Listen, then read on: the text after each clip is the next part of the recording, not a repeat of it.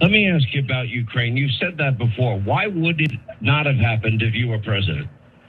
Are you talking about which one with Ukraine? Yeah. Yeah, because Putin understood that you can't do it.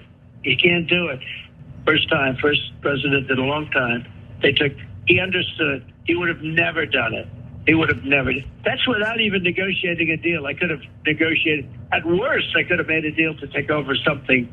You know, there are certain areas that are Russian-speaking areas, frankly. But you could have worked a deal. And now Ukraine is just being blown to smithereens. Oh, and he hates that. It bothers him so much that when he's asked a question about Ukraine, he's paying so little attention. He says, which one's that? The one with Ukraine? Yes, the one with Ukraine. How would you have stopped it from happening? And so look, we could just focus on the fact that he goes into this insane idea that Vladimir Putin, who thinks he's a complete powder puff, would have not invaded a country he wanted to if Trump was in office. That's laughable. Honestly, if you believe that, seriously, you need to check out of paying attention to politics. There's no chance in hell. But that's not actually what's important about that.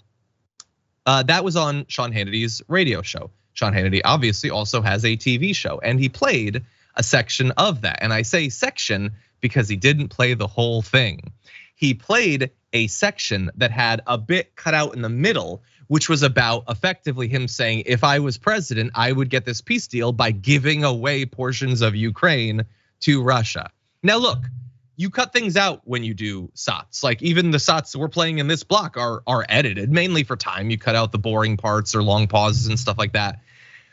But cutting out a section that gets to the heart of his response, what would you actually do to stop this war?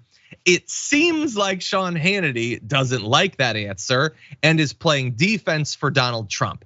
And think about this, you actually get an interesting response from a politician as a journalist. They reveal what they would actually do. It's something controversial, and thus one would think you would have an ethical obligation to make sure that your audience knows about it.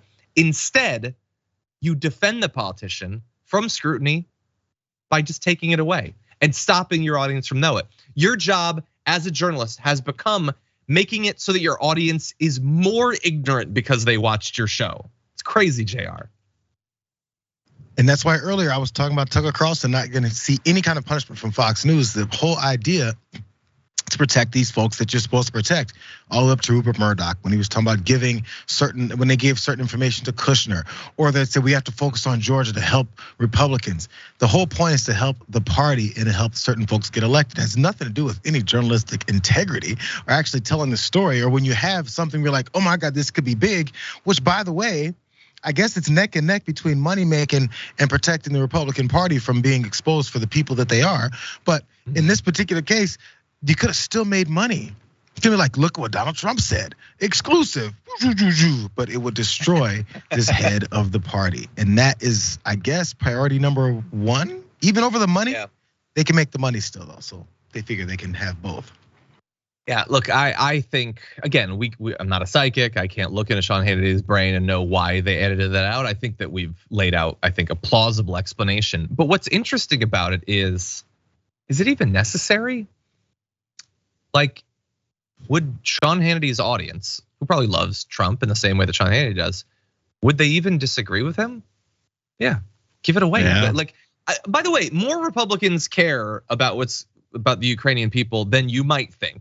We've seen the polls. We talked about the polls here, but they have also had it drilled into them day by day by day that they should just be left to whatever. They're not being diplomatic. They're all Nazis. Whatever nonsense you want. I wonder how much they would actually disagree with Trump saying, yeah, just give Putin whatever he wants. Give him the Donbass, give him the entire east of Ukraine or whatever. And oh, by the way, the cool thing about that deal is that Putin would never want anything else again. That's it. You're done. You're good at that point. I wonder how much they would actually disagree with it. Maybe I'm wrong. Maybe Sean Hannity does know his audience better than I do. John, I did a story of Marjorie Taylor Greene, who was promoting all the Civil War and everything, and many regular ass Trump MAGA people went on TikTok and were like pleading to Putin, hey, just come take our guy out. We know that you're not a really bad guy. They'd be completely open to Donald Trump saying, yeah, go ahead, have at it, bro. We like it. I remember the whole thing in Helsinki when he's standing next to Putin. He's like, I trust this guy more than my American intelligence agencies. And they were like, good job. Nice, strong stance there, Mr. President. That's true. Yeah. There's good reason to believe.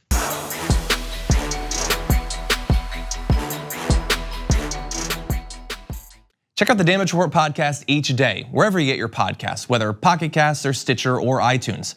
You can join me as I give you the news and stories you want, with a range of co-hosts and interview guests jumping in on the fun each day. Again, that's the Damage Report, wherever you get your podcasts. And if you get them at iTunes, don't forget to rate and review. Sometimes I'll read them live on the show.